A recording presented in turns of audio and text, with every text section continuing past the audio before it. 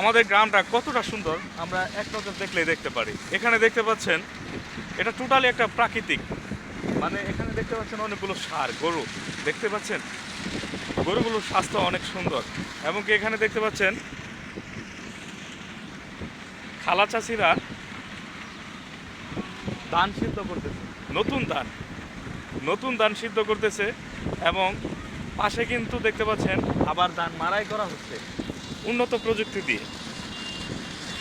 আমরা যদি আমাদের সংস্থাকে আজ মানে উপলব্ধি করি অনেকটা উন্নত হয়েছে। এখানে দেখতে পাচ্ছেন গ্রামের বৈচিত্র্যটা, রাস্তার পাশে এবং কি ধান মাড়াই করছে, এবং কি গ্রামের খালা চাচিরা সেখানে ধান সিদ্ধ করতেছে, পাশে গরুগুলো খাবার খাচ্ছে, অনেক সুন্দর।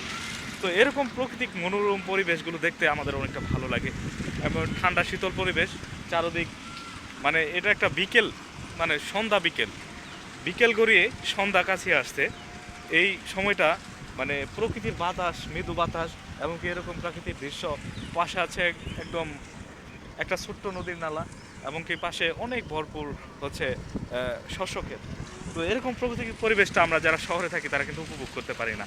এরকম প্রকৃতির মাঝেই মানুষ সুন্দর, এরকম প্রকৃতির মাঝেই মানুষের মানে মনের অনুভব তৈরি হয়, জেগে ওঠে, মানুষের সৌন্দর্য বেশি ওঠে।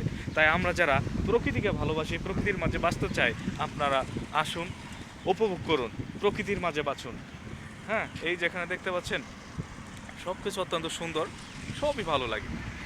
তো কেমন লাগে আমার ভিডিওগুলো? ভালো লাগলে একটু লাইক দিবেন, আর আপনার মন্তব্য থাকলে কমেন্টস করে জানাবেন।